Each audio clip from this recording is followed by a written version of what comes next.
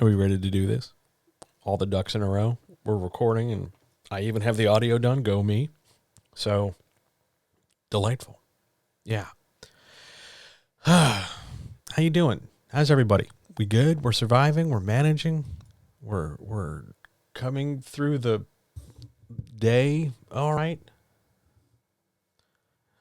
It feels like it. I was talking to somebody this morning. They said that today feels more like a Thursday than anything else. Like yesterday was a week long, and at the time I didn't really think about it. And then today started, and good grief, in the morning, it really does feel like a Thursday. It really feels like we've had a week worth of a week already.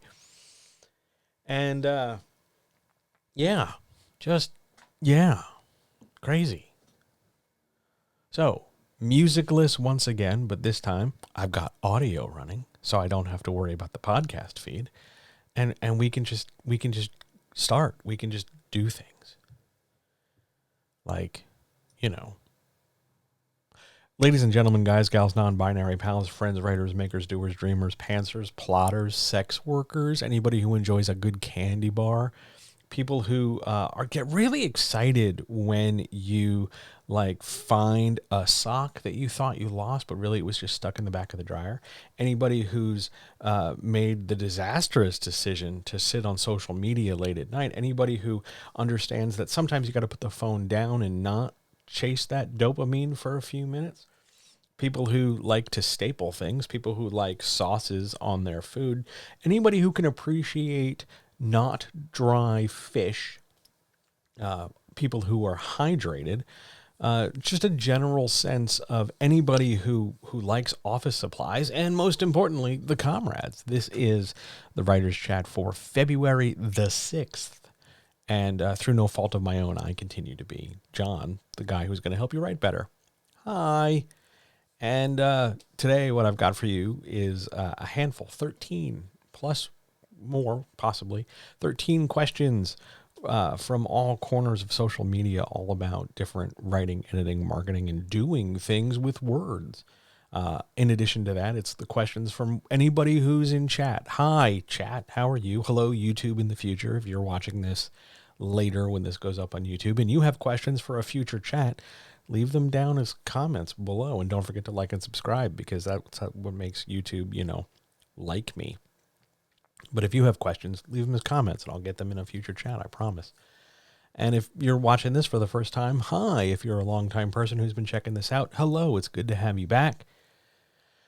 That said, there's some really good questions today. I'm really excited about this. I love this. This is my favorite part of the week. I look forward to this almost as much as I do working with people. So, shall we get started? Shall we do this thing?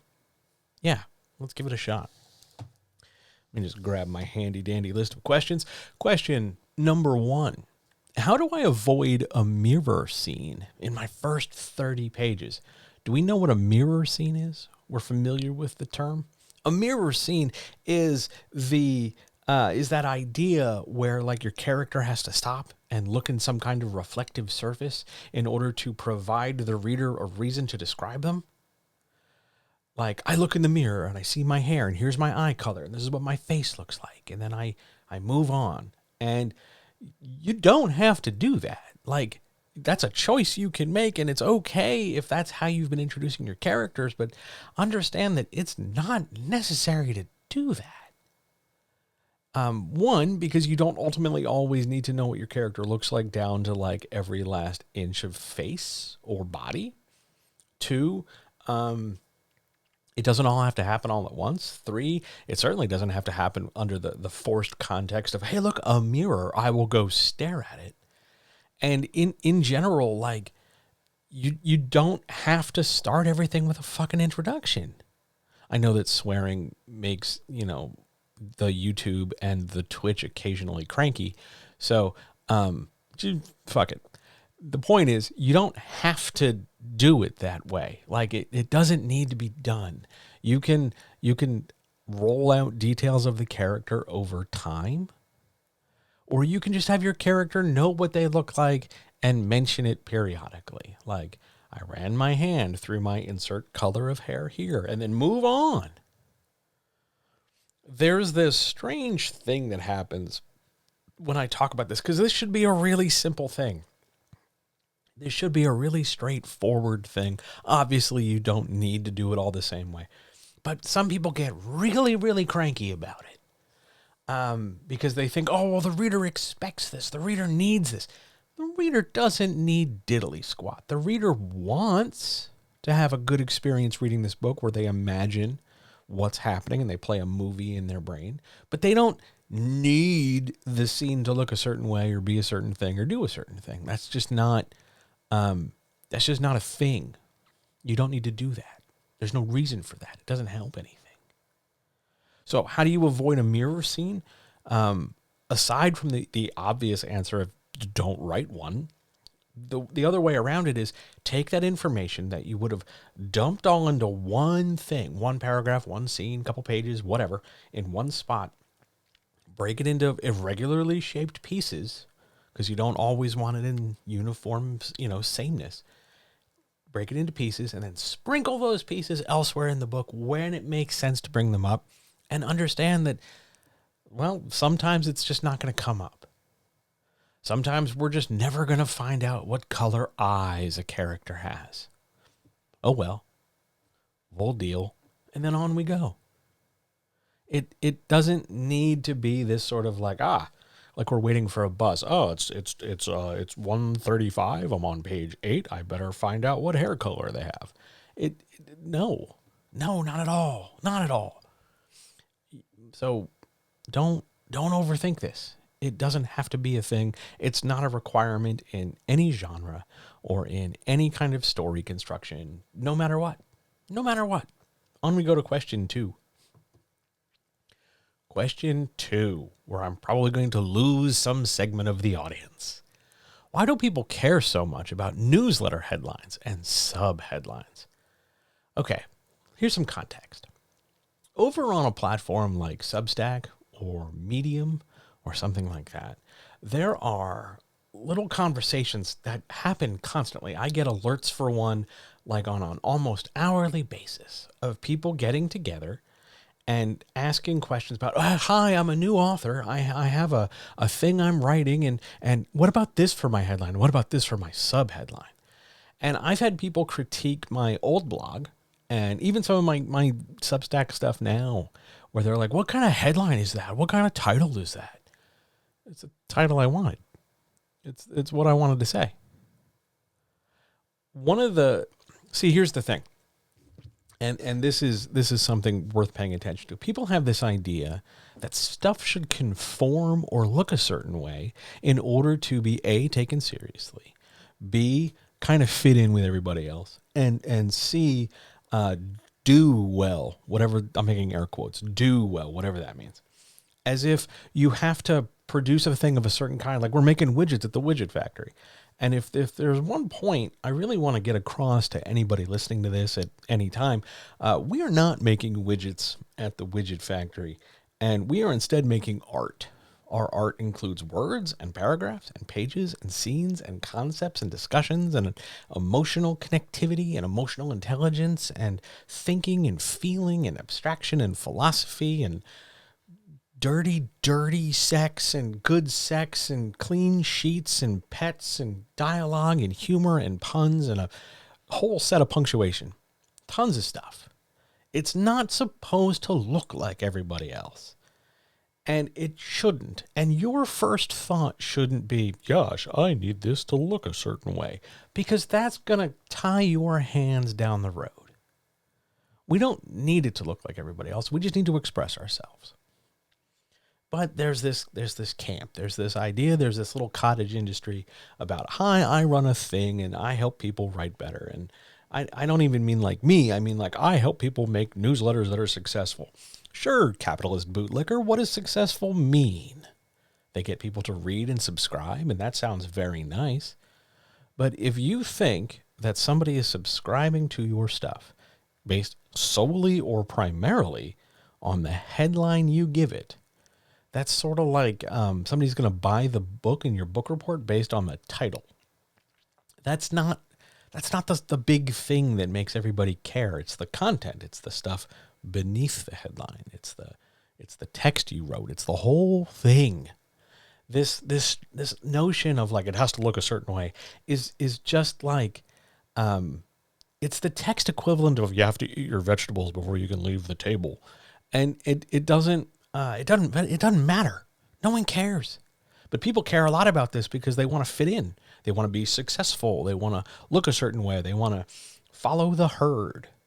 And do you need a headline? Yes. Do you need a sub headline? Sometimes. It's usually a good idea to help emphasize a point you're making.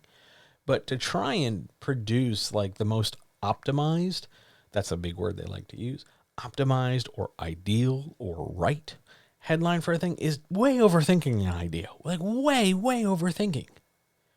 It's not about conformity to some kind of unspoken or barely guessed at algorithmic response or anything like that.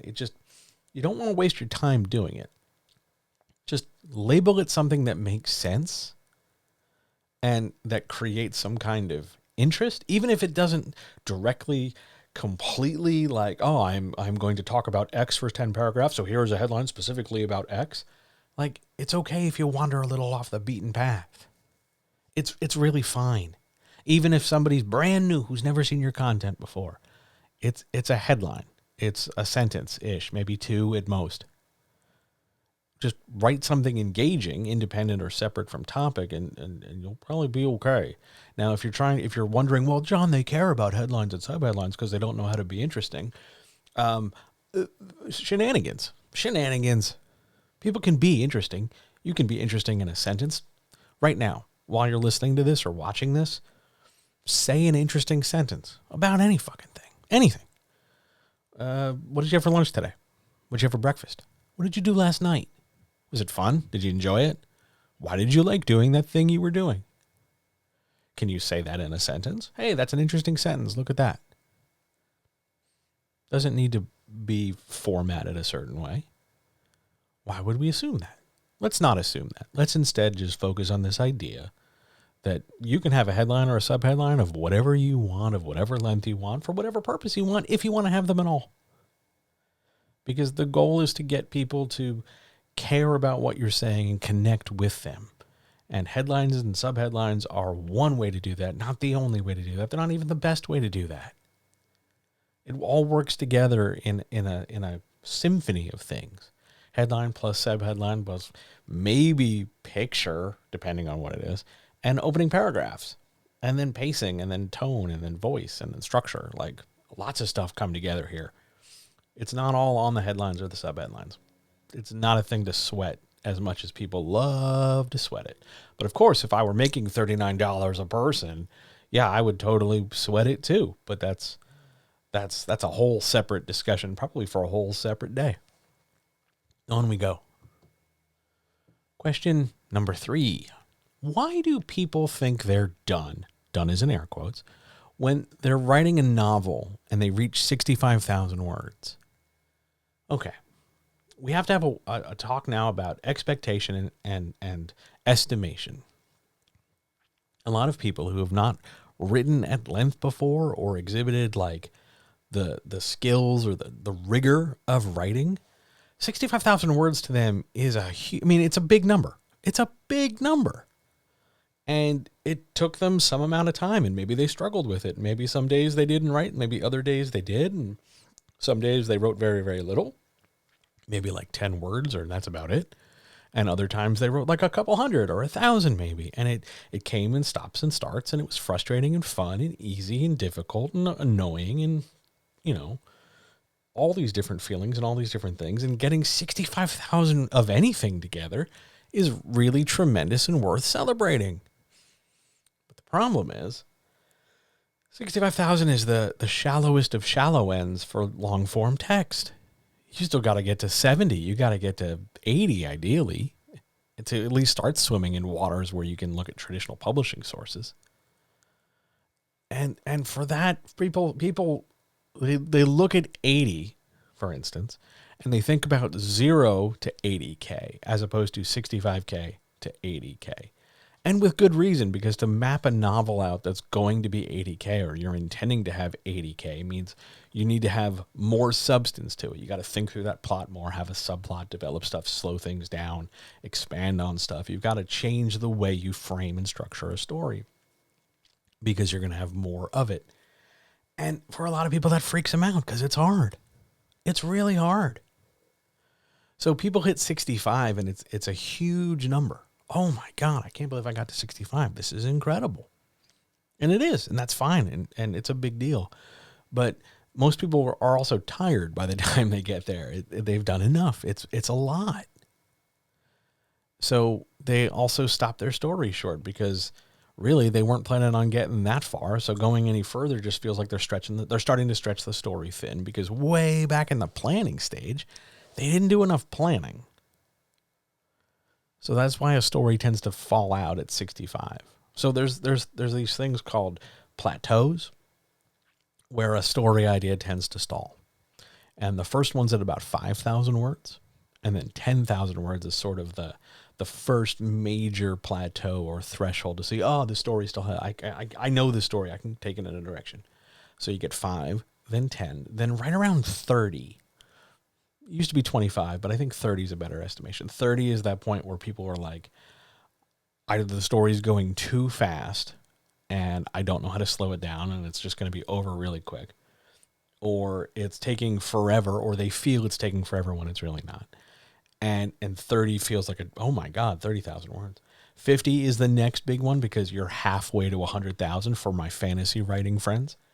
And 50 for if you're aiming for 65, 50 is a big tipping point. You should be hitting the climax of the story if you're aiming for 65 when you hit about 50, because you only got about 10,000 words left.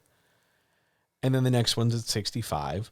And then most people, once they hit 65, provided they've done enough planning and structuring, they can get to 75, 80, 79, 82. They can get there with a little bit more pushing and a little bit more development. They don't have to stop and go re-engineer their second act or make sure they, add an extra character and build this other stuff up. They don't have to like bolt on brand new other stuff to cross that big finish line. And really, once you get past 80, you see a different approach. It's sort of like the end is in sight, so they gain this sort of second, third, fifth, 20th wind, and they push forward. And sometimes you get this sort of over-enthusiastic overshooting where they're aiming for like, okay, you're writing a romance novel and, you're at 78,000. You don't need that much more to kind of get it in that sweet spot that you need for traditional publishing. Self-publishing doesn't really give a shit. But traditional publishing says, 80 to 91, right? But people are like, oh my God, I'm almost there. I'll just keep going. And the next thing you know, they have like 96 because they're just enthusiastic about one more sex scene, one more this scene, one more wrap up, one more this, one more that. And it really becomes this issue of now you've gone too far. Now we have to trim. Now we have to pull back, slow down, pump the brakes, and scale it back. But most people think they're done at 65 because they either A, only did about 65,000 words worth of planning, or B, they're tired. And they need a break. They need to stop, catch their breath, stretch, get up, move around, think about the story a little bit more, shape it, see where it's going. 65K is a big deal. It's a great number. It's a good benchmark number of, hey, can I get here in a practice novel kind of way? But too many people think they're done because they haven't planned enough. It's a good question. It's a really good question. On we go. People in chat, some number of you. I no longer have an accurate count as to how many of there are, because last week when I was doing this, I had 11 people in here. Who knew? So, hello, chat folks. I hope you're doing well. Anybody have any questions about anything?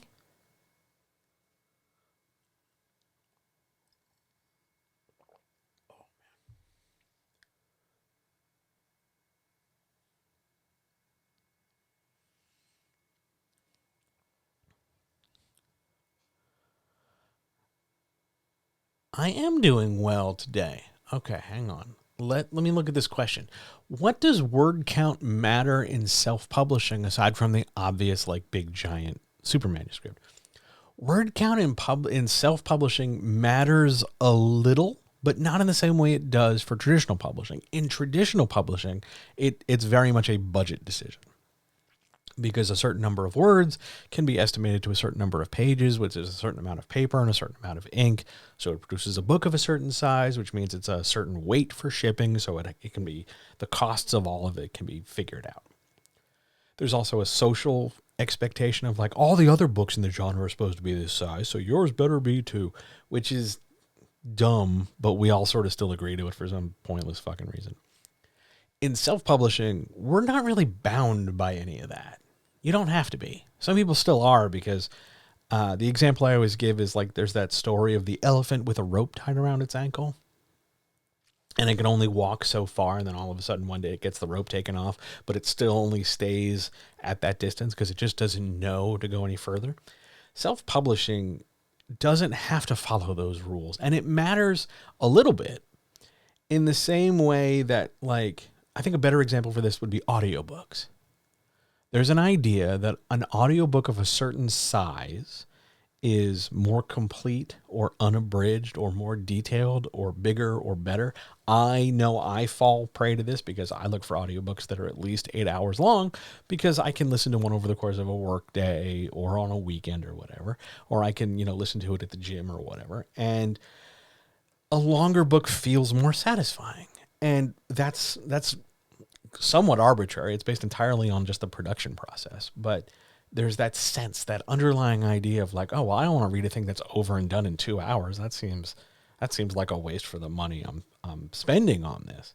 And the same is true with word count. Like a book that's too short, like painfully too short. Like I had an expectation the book should be this size, just not even from a publishing standpoint, from a reader standpoint. This sounds like a good story. I hope it, I hope it's a good size. I hope it holds my interest for X number of hours, days, whatever. And word count affecting the readership like that really isn't so much a sense of, oh my God, this lady wrote this novel and it's 93, not 90,000 words, gasp and horror. It's more like giving the reader that sense of surety that, this is an appropriately paced, a well-crafted, comfortably sized story. It's not like somebody tried to write 700,000 words in a mega giant fantasy novel because they just could not shut up and get out of their own way. They just liked the sound of their voice and kept going and going and going because nobody told them to stop. And in self-publishing, it's more about what amount of words do you need, not the bare minimum and not the mega excess, but what amount of words do you need to comfortably deliver the story to your reader? And self-publishing is all about decisions, because as the self-publisher, you're making all those decisions. So you get to decide, yeah, this story is 85,000, and that's fine. It can be that. It's okay, but mostly it's a consideration for the reader in self-publishing, as opposed to, obviously, unless you're getting, like, you're printing physical copies and you're going to ship them out to people, then we're right back in the traditional publishing bubble of how much is it going to cost for the paper, how much is it going to cost for the weight of the book, how much does shipping cost? Like, if we're staying in that sort of digital idea of like everything gets delivered to a device, that word count becomes more an idea of expectation and packaging. The example I give in some meetings is like, if you have a headache, right? And you go to your medicine cabinet and you take out 2 generic aspirin of unknown brand, right? You have an expectation that those 2 pills you're going to take are a certain size. Because how big could they, they're not the size of your thumb. That would be ridiculous. But there's a general expectation about how big they are. And when you see like a pill that is the size of your thumb, you're sort of taken aback because, God, that's enormous relative to like the size of the problem I'm currently experiencing. So size and expectation play a big factor in self-publishing. I hope that answers the question. I am doing well. I'm going to tell you right now that there's an ad coming for the non-subscribey folks, though I've been told to just assume everybody's subscribing, and we're just going to plow on ahead. I don't know what happens on YouTube with ads. Like I have no control over where those ad breaks are. I barely have control over where the ad breaks are here, but I don't really like, if you're watching my stuff on YouTube, because I know it's long and it's long enough to I don't get ads because I'm not monetized yet because I don't have enough subscribers and all that. But I don't know if ads are like stapled onto my shit without me knowing, because I pay for YouTube because I don't want to deal with ads. So that's something to really think about. But yeah, thank you for your self-publishing question. I really appreciate it. Anybody else? Anything?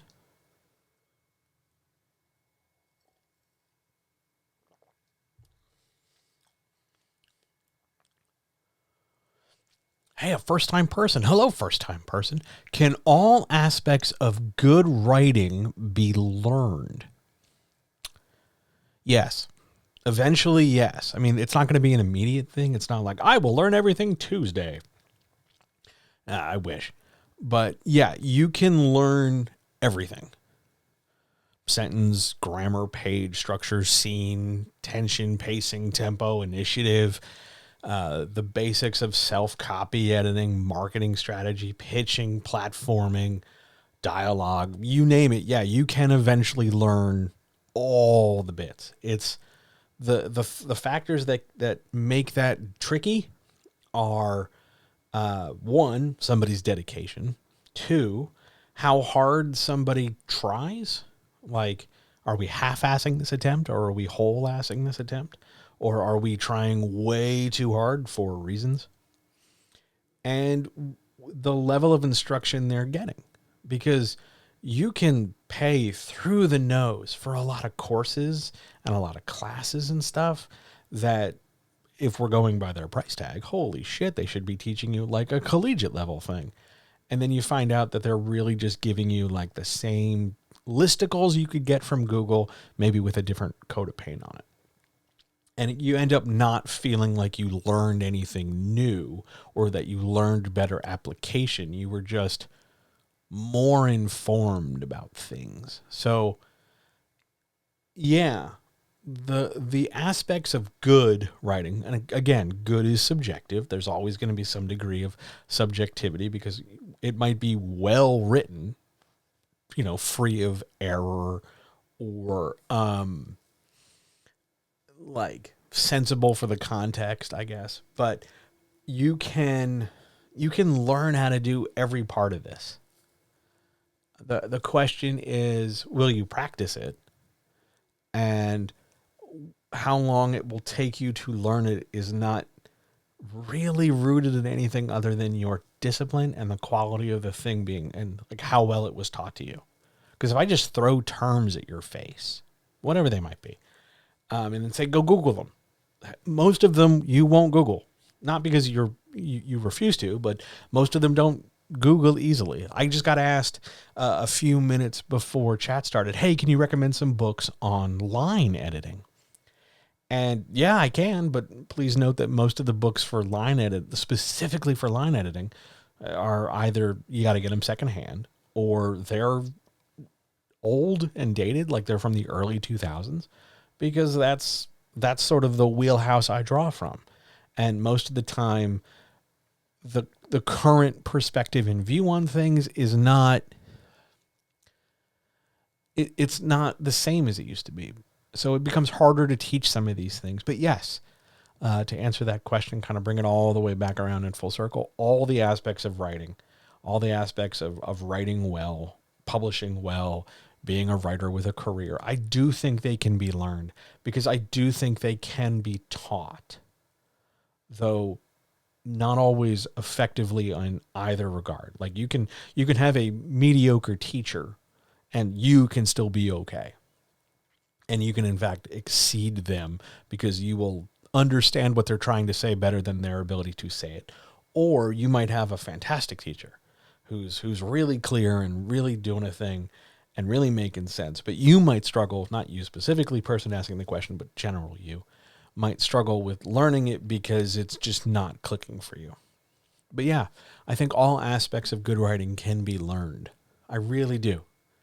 I wish, if we're having a moment of like John level honesty, I wish more people would ask, not so much like the broad question of what are the good elements of good writing, because it depends on what we're talking about.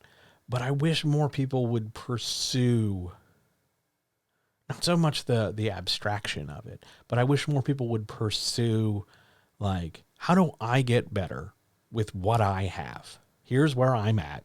This is what I'm making. How do I make this better? How do I help me with mine, not in a selfish way, but like in an individual bespoke way?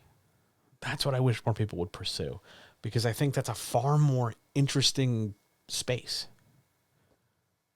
But what a great question you asked. Thank you so much. And thanks for being here, by the way. I really appreciate it. Other questions, or shall we march on?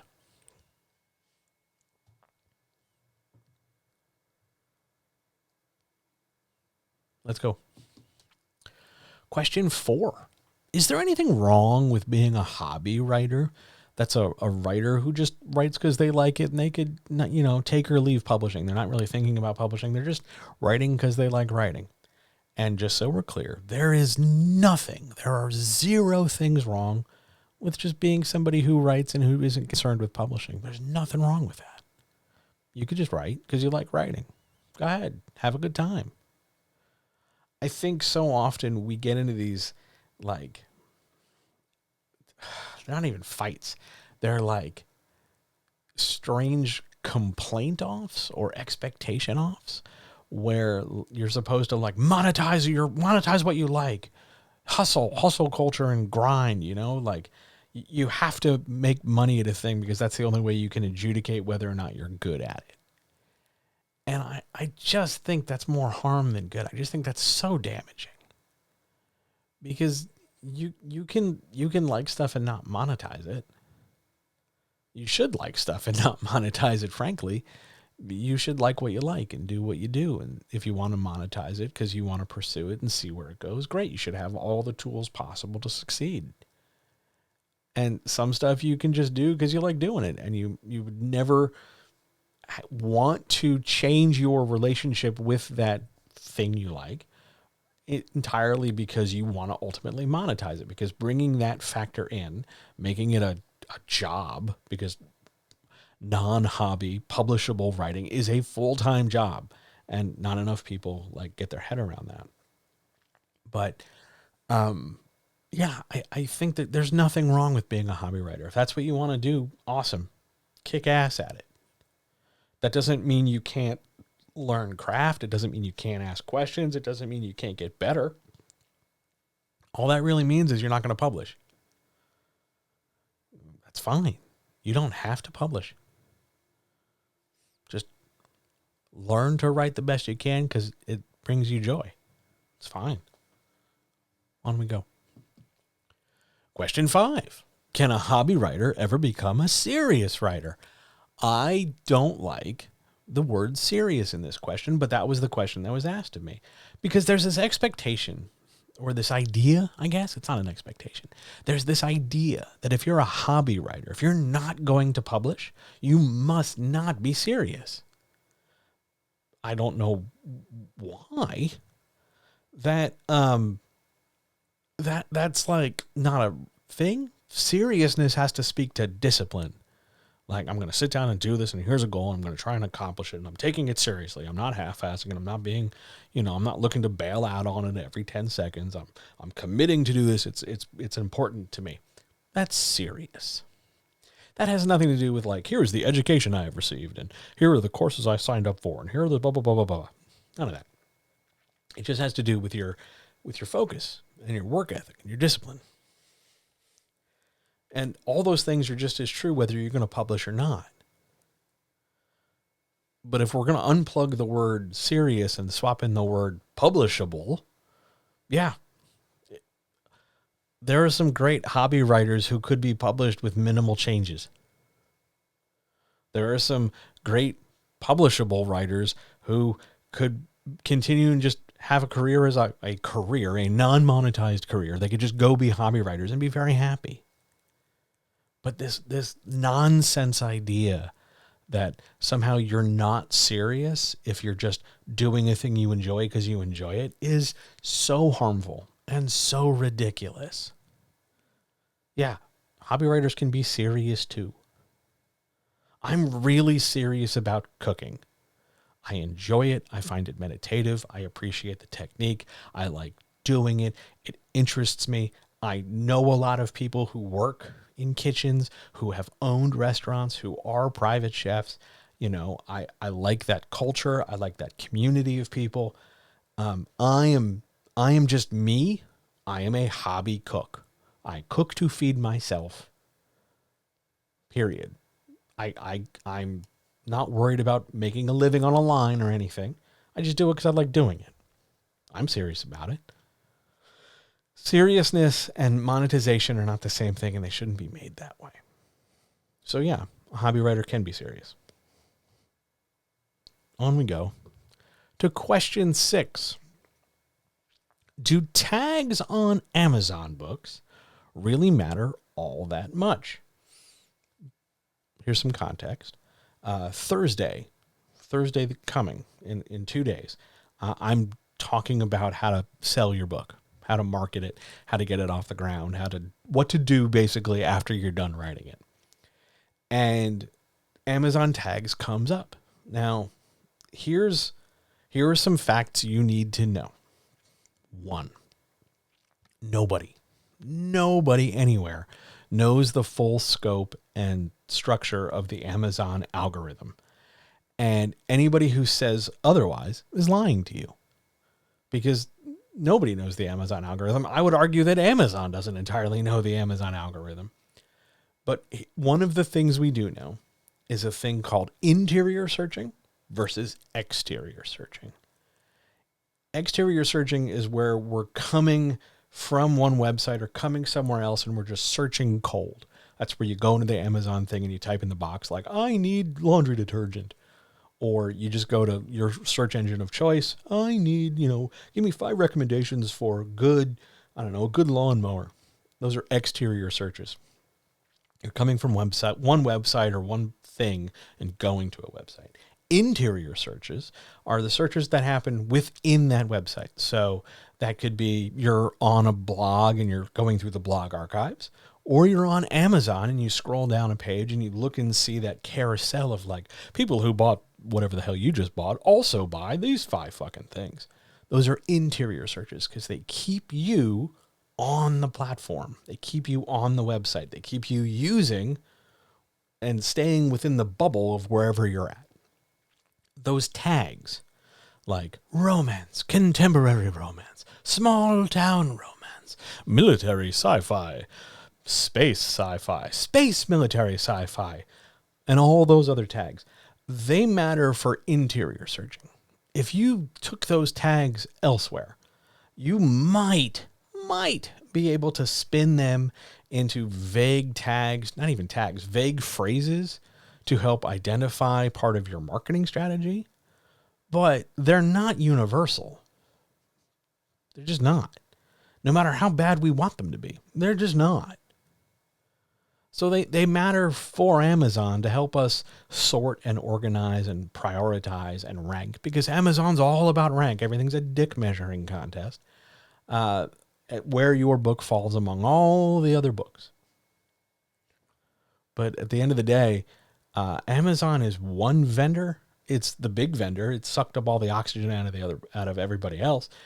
But it's just one vendor, and it's just one way to sell the book. And tags ultimately don't help sell the book. They help organize the book. They're sort of like those, those little labels you stick on like file folders, where it's like, oh, this is the medical folder, this is the receipts folder, this is the instruction, the folder where I fold all the recipes. Like, they're just organizers. They're not mission critical statements. The argument gets made that, oh my God, if you mess up your tags, readers will never find your book. No, that's not how that works, because I can always look at other marketing, not on Amazon, to find your book. Like, let's just make a hypothetical up to illustrate this, right? So let's say I follow you on I don't know, Blue Sky, and you drop a link to your Amazon book. I don't care what the tags are. I came because of that Blue Sky post or your Twitter post, or you sent me an email with a newsletter or something. I don't care about your Amazon tag. I don't even stop to think twice about your Amazon tag. Wouldn't even occur to me to scroll down that far to go look at your Amazon tag. It's not as big a factor as everybody makes it, but since social media needs to have fuel for the fire and grist for the mill, and tags are a thing we can control in a situation where we otherwise feel out of control. Tags, holy shit, tags are a big deal. We got to get this done right. It's fine. Don't overthink it. Really and truly, don't overthink it. But no, they don't matter as much as everybody says they do. They really don't. Okay. Any more questions, anybody?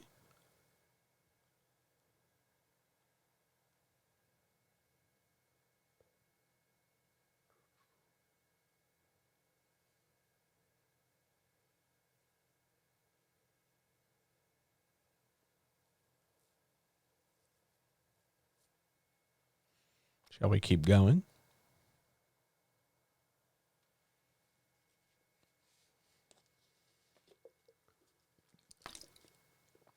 All right. Let's keep going. Question 7. How do I know what is or isn't a bad habit if I've been doing it the whole time? I don't know if this is like an existential question or a writing question, but I'm hoping it's a question about like, how do I know if I've been doing a thing that's a bad habit in my writing? Because I've always been doing it that way. This is one of those things where it's not really a bad habit until it interfaces or intersects with somebody else. Because if you're just writing and there's no readership waiting for it, there's no critique partner, there's no critique group, there's no editor, there's no pimp, there's no anybody. It's just you writing, spending your time. And the writing is happening. I would argue that from a make the writing happen perspective, it's not a bad habit. However, if we are trying to do something more or consider something more than just, I got to put words on this page. If we're trying to develop character, if we're trying to do more show than tell, if we're trying to expand the visual for the reader, if we're trying to lay a scene out, if we're trying to work on something more concrete, it might not be a bad habit if it's just what you're doing and you don't realize it. But again, if we had that feedback, if we've had somebody coming along going, hey, here's a thing to pay attention to. All of a sudden, your habit, which previously wasn't bad, has been identified and judged by one or both of you that it is bad because it's not doing the thing you thought it was doing. So if you've been writing, for instance, and you've just been going along and it makes sense to you in your head, you know what you mean, but somebody points out that, hey, most of your pronouns are really vague. But they're not vague to you because you know what you meant when you were writing this number of he's or this number of she's or whatever. You know what you meant, obviously. So why would it be a bad habit there? But because it's somebody else who's not in your brain, who doesn't have your information, that thing you've been doing that's been very comfortable becomes that bad habit. And hopefully they turn around and go, hey, your pronouns are really vague. Do you know that it's going to go back and report to the nearest noun? So sometimes you mean one person, but the sentence is framed and it's another person. Like they explain it to you. And then you get a chance to do something about it. So rather than hyper-analyze yourself in a vacuum, like, oh my God, anything I could do could be a bad habit if I'm just by myself, which I guess is sort of the extreme, absurd way to think about that. Rather than think about, oh my God, anything could be a bad habit, I better not do anything. Just do what you're doing by yourself. Go ahead. And then when it's time to bring in other people, be they critique partners, be they critique groups, be they writing coaches, be they editors, even hell, I guess, be they your pimp who's going to exploit your labor, let them be the ones who will adjudicate or assess or hopefully, ideally, assist you with the habits that need work. I'm not crazy about that idea of bad habit. It seems so stiff, so much, like sort of Damocles hellfire from the pulpit. Everything is disaster level bad. Because sometimes it's something simple like, hey, that's not how this thing of punctuation works, or your sentences are too long, or just hit enter and break up those giant paragraphs, but everything else is fine. Little things like that, I would not call them bad habits. I would just call them writing things that need to be worked on. Bad habits make it sound like they're actively detrimental and not really fixable. They're more like, I've consciously decided to, saw off my fingertips with a bandsaw once a week. That would be a bad habit because it's a decision and it's motivated by something and it's not benefiting you. But not knowing that you tend to use vague pronouns, or not realizing that you've got a ton of run-on sentences and you throw commas around everywhere. It's only a bad habit if it's been pointed out to you and you don't do anything about it. But yeah, don't panic. Just go get help. It'll be okay, I promise. On to question 8. What's the cliffhanger build?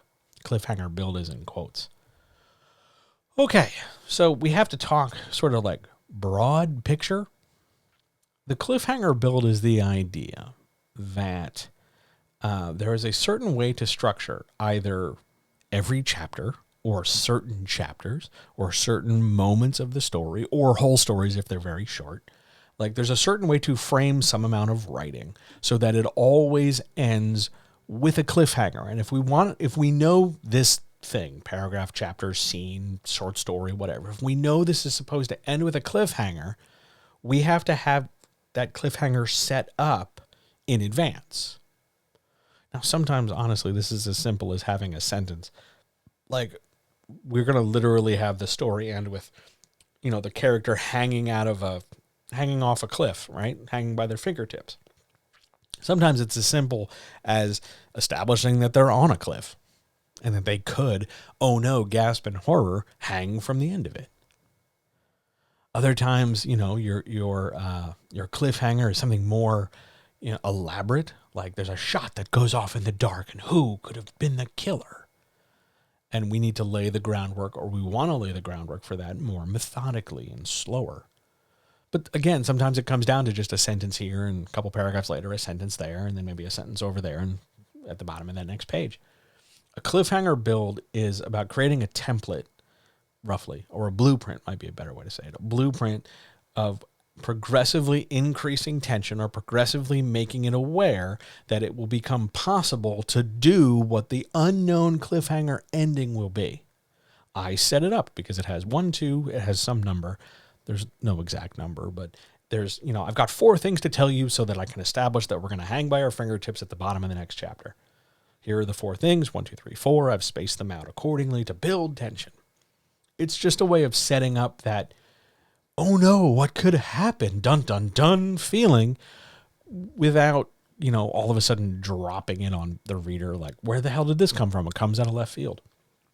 It's just about laying out the idea to create tension. It's so how do I say this? Some social media platforms picked up on this and described it in terms of like its newness. Like this thing didn't apparently exist prior to like Tumblr and fan fiction forums.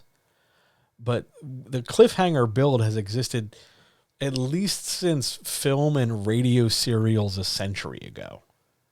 Even prior to that, mid-1800s serialized storytelling in the U.S. And prior to that, European serialized storytelling half a century prior to that.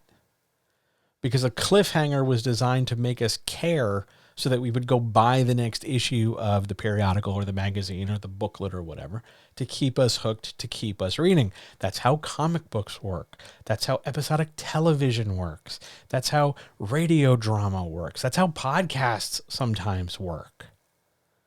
The cliffhanger build isn't a new thing. We're just seeing it in new permutations.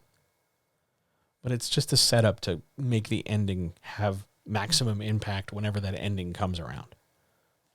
That's all. On we go. Question 9. What's the biggest problem people face in writing a romance novel? I need a mouthful of water for this because we got some options. All right. Option number 1. People don't plan it out. They know that, oh, I have to have this, and like I have to have a meet cute, and I have to have a conflict, and then I have to have a resolution. And they don't really, they under engineer, let's say. Or, this is particularly true of the hashtag writing community people, they over engineer it. That's option number 2. I need a meet cute, and I need a reflection scene, and I need a want scene, and I need a first intimacy scene, and then I need a second intimacy scene, then I need a date scene, then I need a getting to know you scene, and then I need a tension scene, and then I need an introductory plot scene, then I need a development scene, then I need another date scene, then I need a conflict resolution scene, then I need a new climax scene, like over and over and over. There's always a name and always a label and always a tool and always a this and always a fill in the blank. And it becomes this inorganic presentation of stitched together stuff, like a patchwork quilt. Here's a box of this, here's a box of this, here's a box of this, here's a box of that, as opposed to one fluid expression of a story. Third option. They overwrite the hell out of it, meaning a romance novel, particularly of person meets person, they fall in love, and it goes from point A to point B. There's only so much of that story that you can really get across because that's all it is. We have them meet, they experience some difficulty or challenge, then they decide what they're going to do, and the story's done because presumably, if the story were to continue hypothetically, they would move in this trajectory. The end. Happily ever after or not. Some people love to never end it. They just keep writing. Oh, I don't want to stop here, so I'm going to make sure there's 2 plots. I'm going to make sure there's this. I want to make sure there's that. Oh, well, I'm alternating between this voice and that voice, so I need to make sure they both have whole things, and they just sort of overinflate everything, and it doesn't help. It doesn't matter. But those options are things that happen, but they're not my answer to this question. For me, as somebody who edits more romance novels than anything else, the number one problem people run into when writing a romance novel, and I don't care whether we're talking about a hetero romance novel, an LGBTQ plus romance novel, a polyamorous novel, an ace or arrow novel, doesn't matter. The big problem people face is people suck at writing romance. They're okay with sex. They're okay with physical intimacy. They're okay with, holding hands and kissing scenes, maybe. But the minute we get into feelings, the minute we get into like how this character expresses their love or connection with this other character, the wheels come off the apple cart because I don't know if, okay, I'm going to scale this back for a minute because I don't want to get yelled at. I don't know if they've never been in love and they're trying to guess at it in fiction. That's where I was originally going to go with that sentence, but that's a bold claim. And while I'm willing to go to Thunderdome and fight that out, I can't say for certain it's a universal truth. So what I will say is this. They don't stop and think about the emotional development or the progression of emotion in the course of falling in love, which is a really big deal when you're writing a romance novel because it isn't just a light switch. It isn't. It's not just, oh, that person bought me a coffee, I will live with them for 1,000 years. It's not. Otherwise, I'd be buying loads more people coffee.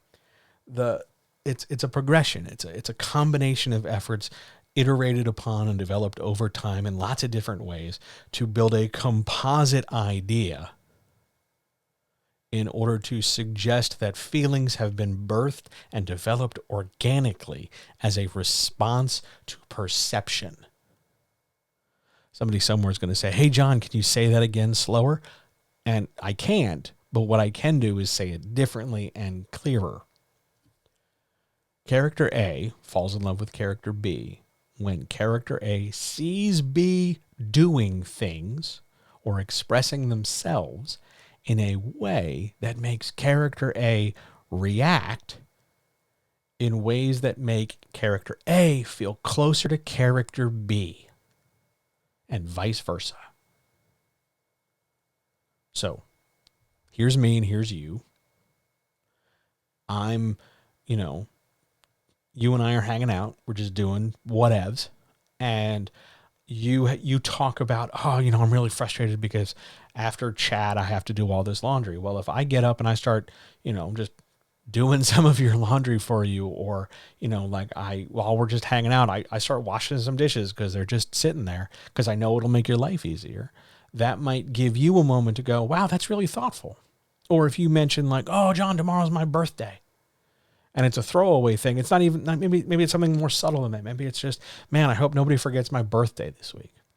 It sucked though. My last birthday last week sucked. Or whatever.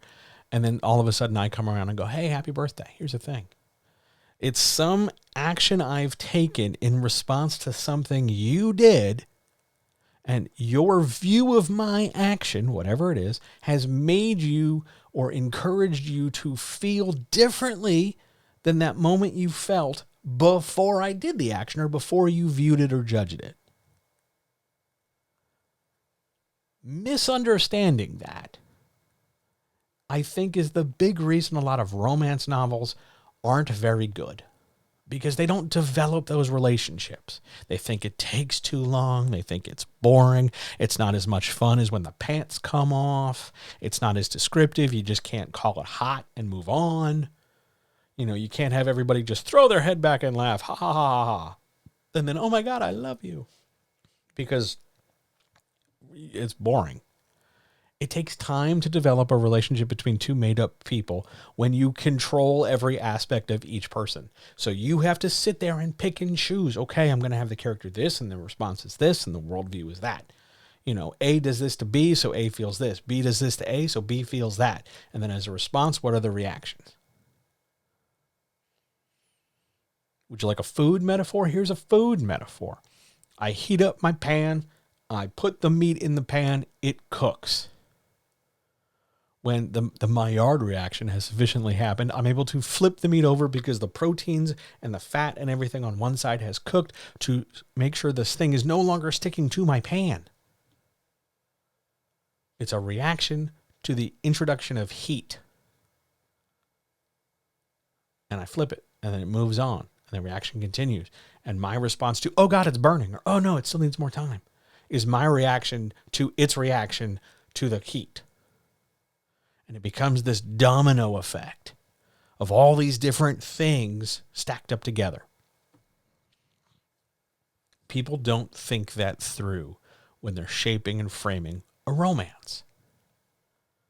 That it's not these, tick a box like we're doing a pre-flight check for a plane, check the windows, check the fuel, check the mirrors, check the belts, check the this, check the that. Like, here's a meet cute, here's a date, here's a this, here's a that. But that romance is more dynamic. It's more malleable. It's more motile. And it's about bending and yielding and changing and reflecting each other and mirroring and revealing things about people, because in the end it's all revealing everything about the author. And it's all a series of reactions. That's what sinks romance novels. I really, really, really one day want to do a bigger, deeper dive in a romance stream. But here's a fun fact. It's really hard to get romance authors to sit and watch a stream or a YouTube video. I'm not sure why. I don't know. But it's really frustrating. But yes, I would love to dive way deep again into romance. Be awesome. All right, on we go. More questions?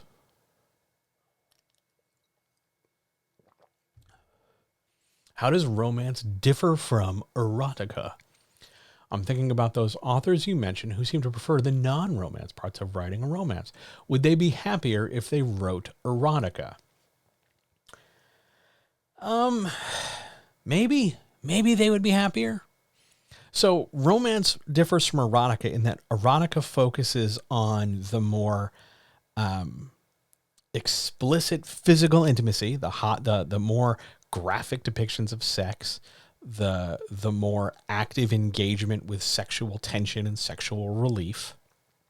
And also there's less of a development in the abstract side of romance. It's not so much, oh, here are the 15 things done over the course of the book that make me love you. And then, oh, by the way, we're going to go be physically intimate with each other. It's more condensed. And because erotica tends to deal more with the sexually explicit or the titillation or the seductive element as opposed to the romantic element, though there, to be fair, there is a romantic undercurrent to all of those things. But because the romance novel tends to prioritize relationship development and uses physical intimacy as an indicator of progress or a reward, whereas erotica prioritizes sort of the inverse, where erotica prioritizes intimacy and interaction and seduction and uses emotional development as sort of a plateau or reward. Put another way, a romance novel is all about liking each other, then occasionally we kiss, hold hands, or do things on each other, whereas erotica is all about what we're doing to each other, and then periodically, because these things are happening, we check in with feelings.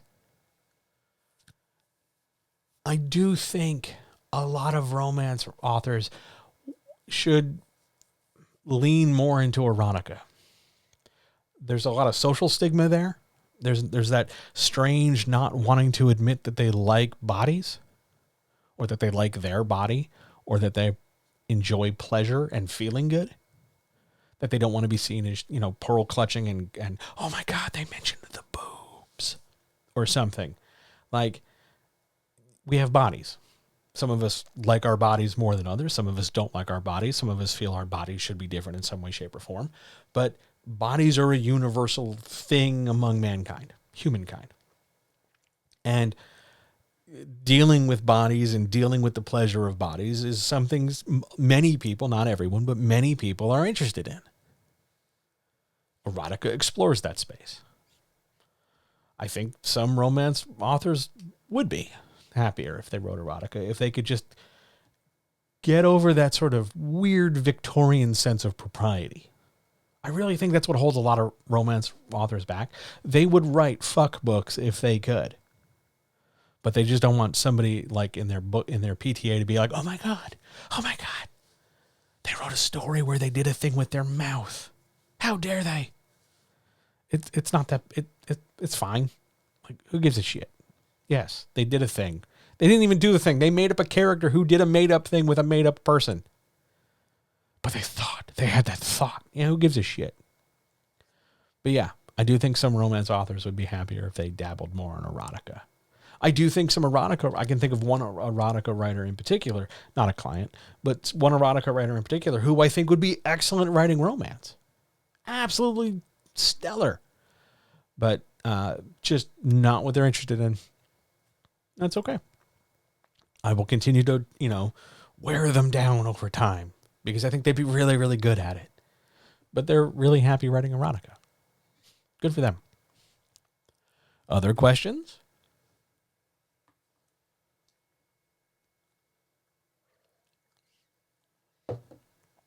Oh, you're very welcome. You're very, very welcome. Shall we keep going?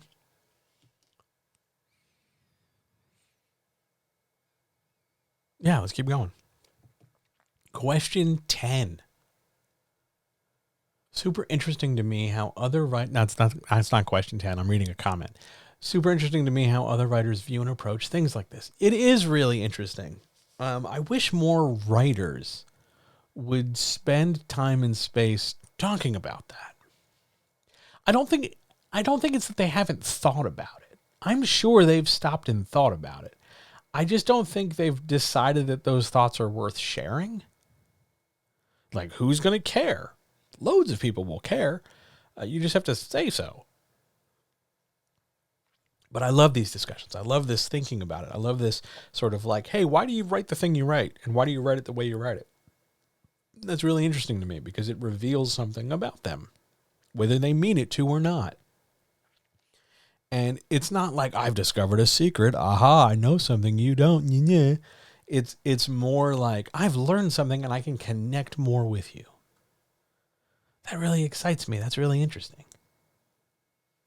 Because sometimes when you read an author's work, you learn something about them that they would not otherwise have an outlet for. Like, oh, I learned this about your nature or character or temperament because you wrote a certain way, but that's not something you've ever expressed outside of those books.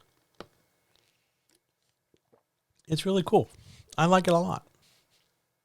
Here comes question 10 now. Question 10. Why are we still fighting over show versus tell?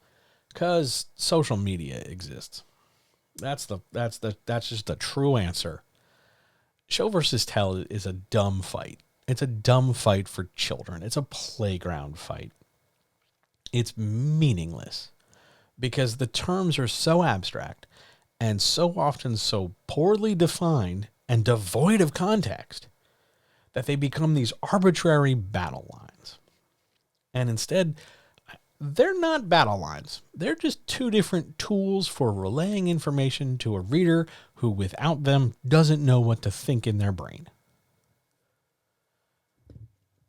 The debate for show versus tell has some nuance to it. There's some depth to it. What it says about you if you're a writer who primarily tells more than shows, sets up a certain kind of writing, a certain kind of expression of voice, that can be a, kind of a tough thing to iron out and a tough thing to deal with and change because it has to do with how you view the reader and how you view the dispensation of information and the pacing by which you do it and how you're viewing the image in your head and how you're relaying it or how you think you need to get that information across to somebody else. There's a lot of crunchy shit in there to kind of work through and figure out.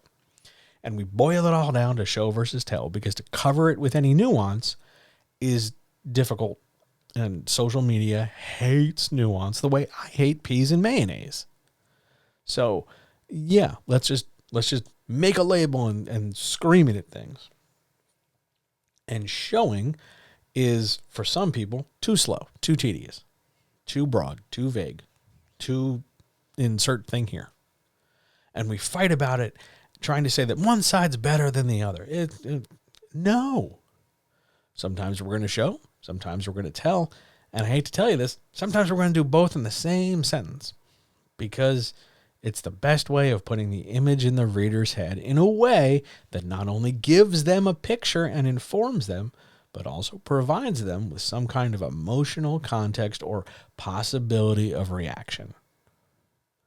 But we keep fighting about it, and we keep saying, oh, do this, don't do that, without really enough depth, without really enough examples, without really enough detail, because having the fight on social media gives us something to do.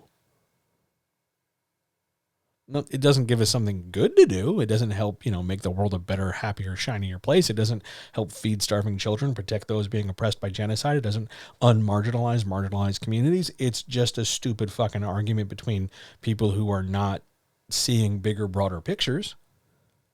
It's a dumb playground fight. But we do it because that's what social media trains us to do. Boil everything down, strip out the context, kill the nuance, argue about stuff, and try to be right in some kind of weird power dynamic hierarchy. That's why we're still fighting about it. Show versus tell are two different tools. Hammer versus wrench. Go ahead. Which one's better? Go ahead. Fine. You think I'm doing apples to oranges instead of apples to apples?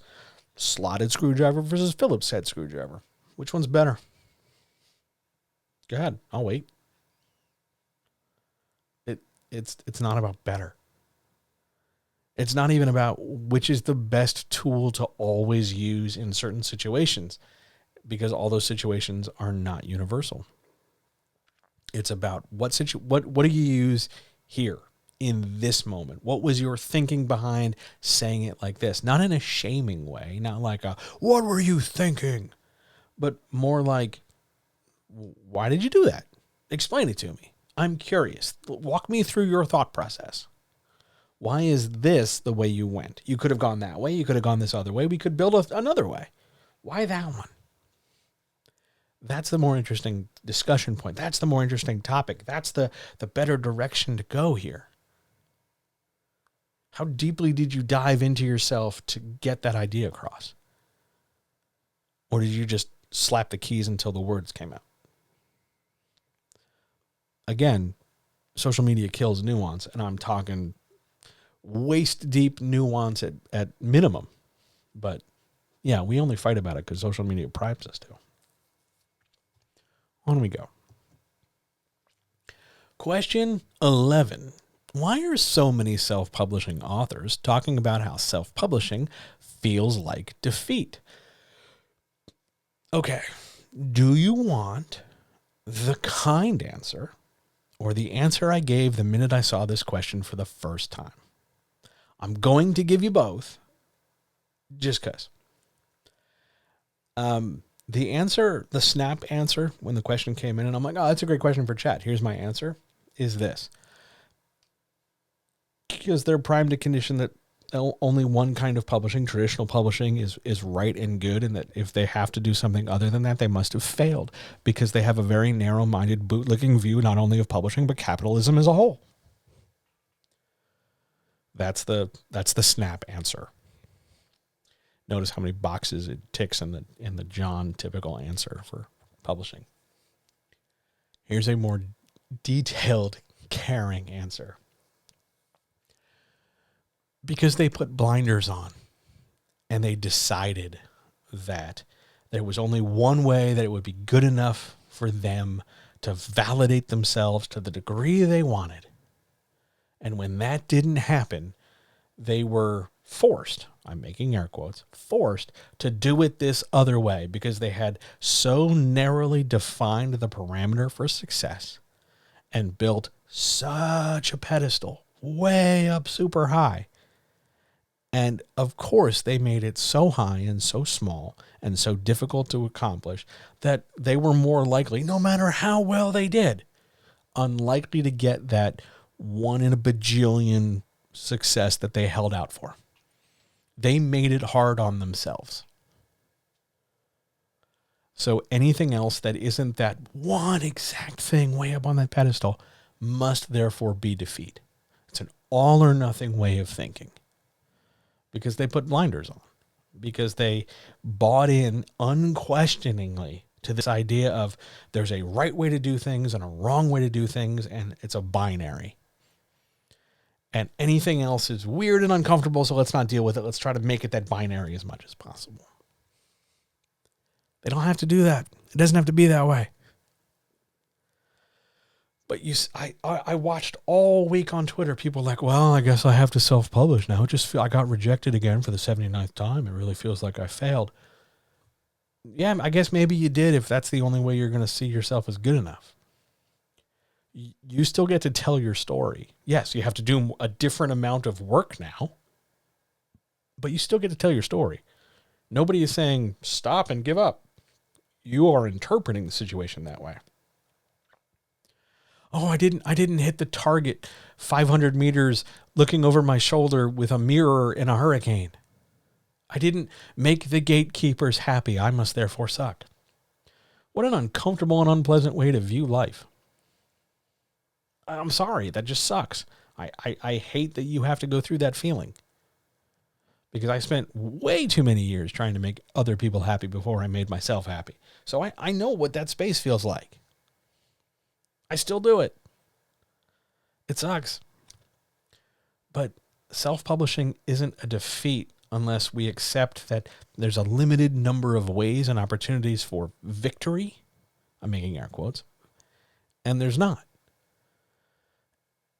And bigger picture, what is that saying to your readership? Oh, don't do me any favors and buy my book. I mean, I guess. You know how like shitty and manipulative that is? That's like bad, abusive boyfriend behavior.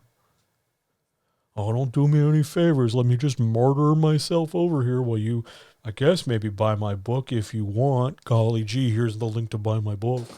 Like, why are you being an asshole about this? It's okay. Self-publishing isn't the little, snot-nosed kid running along behind us. It's not the annoying little brother or something. It's not the, I guess I'll just go, eat worms as opposed to dinner. Like it's not a less than position. Unless you want to reinforce all that gatekeeping and reinforce all that corporationism and reinforce all that capitalism and reinforce all that bullshit that has been actively cooking the planet, reducing stories in the world, eliminating art over time, making it harder for marginalized people to have a voice, making it harder for people to have a seat at the table of development and expression. If you want to reinforce all those things, then yeah, self-publishing sure does feel like defeat there, buddy. Or maybe it's just a different way of getting our stuff out into the world. I'm going to tell you, here's a fun fact. If we step away from books just for a hot second and we go back and we look at like all those famous things we point to, like those famous paintings and those statues and those buildings people built, they're all self-published. Like, they just made those things. Yes, they had patrons, people supported them, sure. But they made those things themselves. And you idolize them. Why can't you do that for yourself? Like, I'm sorry you didn't get the 1 in a million high on a pedestal shot. I really am. But you can still you can still publish your work. Oh, they don't have chocolate ice cream. I can never again have ice cream. Nah, man, they got like 700 other flavors. Just make a different choice. It's okay. It's going to be fine. Don't see it as defeat. Just see it as a different thing you could do. Unless you really want to hold fast to that idea that there's only one good way and everything else sucks. Because that's just, go be miserable then. Go ahead. But you're doing that yourself. Nobody else thinks that. Question 12. Could a hashtag writer's life, it should be writer's lift. That's a typo on my part. My bad. Could a hashtag writer's lift ever really work? No. Nope. Couldn't work. Here's why.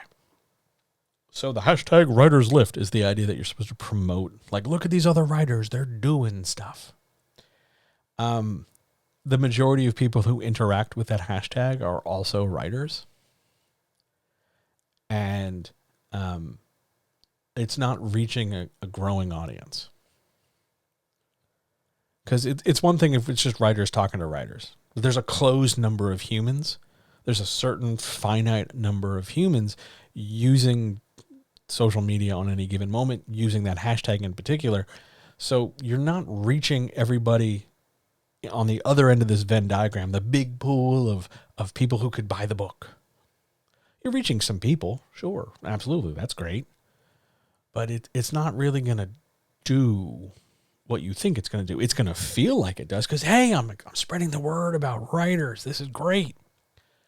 But you're spreading the word about writers to other writers who arguably aren't incentivized to continue the chain of support. Because it's a limited number of people and a limited number of opportunities. And that's not a gatekeeping thing. It's just, if there's only 10 of us and we're all lifting each other up, eventually all 10 of us will have heard of all the other 9 of us. And because we've already heard about ourselves. And it won't make a difference after that. Writers' lifts are nice because they stroke the ego. They don't accomplish anything in like the bigger picture. Like, they don't help you get past the marketing hurdle. They don't introduce you to new, maybe on some degree, they will introduce you to a few new readers, but it's not going to be this big giant thing unless like you're getting a lift from a substantially larger platform, which typically aren't the people who interact with that hashtag in the first place. There's really something to think about here in the psychology of what sort of people with what size readership are using these hashtags, and why don't, if they really work and if they really are about promoting writers, why aren't big name giant people the first and loudest people to use them? I wonder why that is. I wonder if anyone has ever stopped to consider that. I wonder if that's a conversation that we should be having way more often.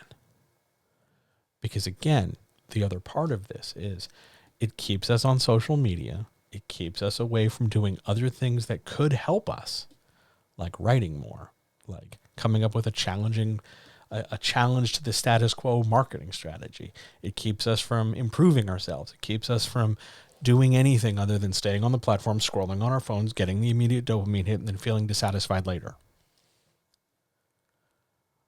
All those hashtags, just like all those questions like, oh my God, do you write do you ever write dreams in your book?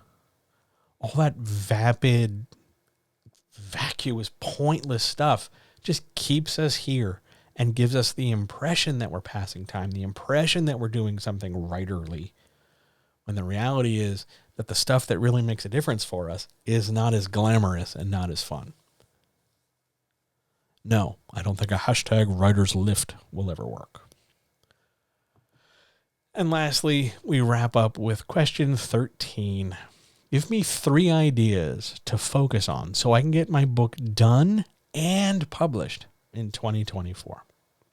Okay, I got you. Here we go. Item number 1. A book is only a set of chapters, and chapters can be any size. So figure out where you're at in your draft right now. Figure it out. What are the events that need to happen if we were to do one event per chapter between wherever you're at and the end of the book? That's going to tell you roughly the number of chapters you need to do. Now, maybe if you're sitting here, that number is huge. Okay, we'll deal with that in a minute. But at least now we have a number. Now it doesn't feel like, oh my God, I don't know how the story ends. All of a sudden we start creating boundaries. We start creating a roadmap. So step number 1, we can just do this one event at a time, one chapter at a time. That's reasonable. The corollary to that, I never get that word out right the first time. The little thing to pay attention to is that chapters can be any size. And they can be different sizes from each other. So it's not like, oh my God, I have 5 chapters. Yeah, one of those chapters could be like a sentence. Any size. Doesn't matter. On we go. That's idea number 1. Idea number 2. At the time I'm recording this is February.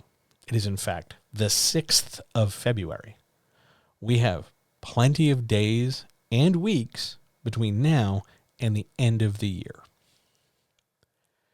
If you are self-publishing this book, and the person asking this question was self-published, or is going to self-publish, I should say, you have until December 30th to finish this thing and get it up in the world. Now, we can roll that time back a little bit and say, well, you got to get a cover, you got to get it edited. So let's say you have until November 30th to finish writing.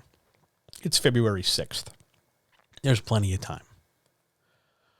Instead of focusing on days and creating some kind of weird scarcity or panic about, oh my God, I only have these, so I only have this many days. I haven't been writing in X number of days and I only have Y number of days left.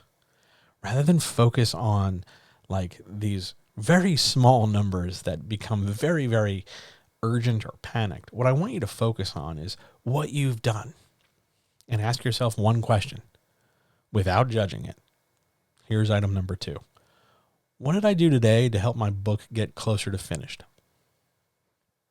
Now, sometimes, for any number of reasons, in or out of your control, that answer is going to be, I couldn't get anything done. I had to work a double at my day job. I had to, I got sick. My kids got sick.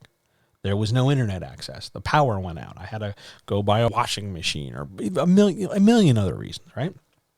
Sometimes, and you're going to have to be okay with this, but sometimes that answer is going to be, I unfortunately could not get anything done. And other days, also unfortunately, and people beat themselves up about it, the amount of something they got done doesn't seem to be, air quotes, enough. As if there's some magic quantity you're supposed to be doing.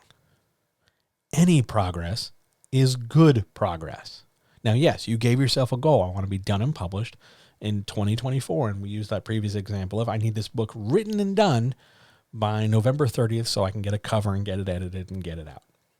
Okay, cool. Still plenty of time.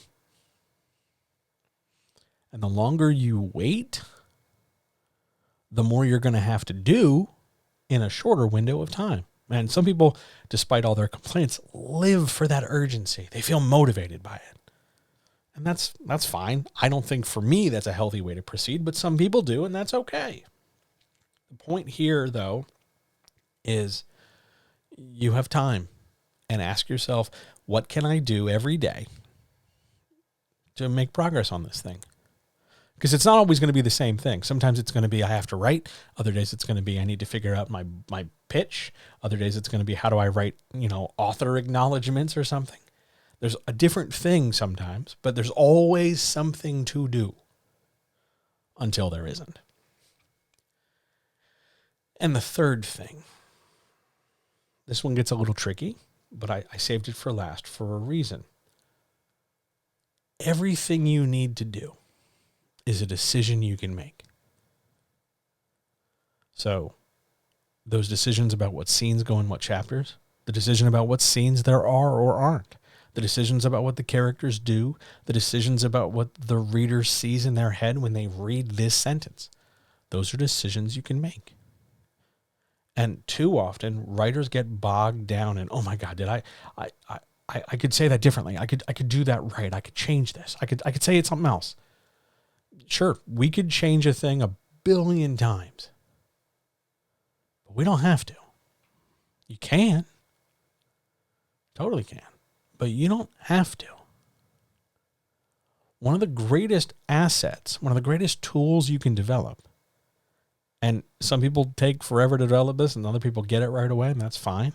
But one of the greatest tools is the confidence that you wrote a thing, whatever it is, and I'm going to use a phrase and it's going to freak some people out. It's okay. Not it's okay enough and it could be better, but we're just settling for this. That's how a lot of people take it. I mean more like it's okay. This is fine.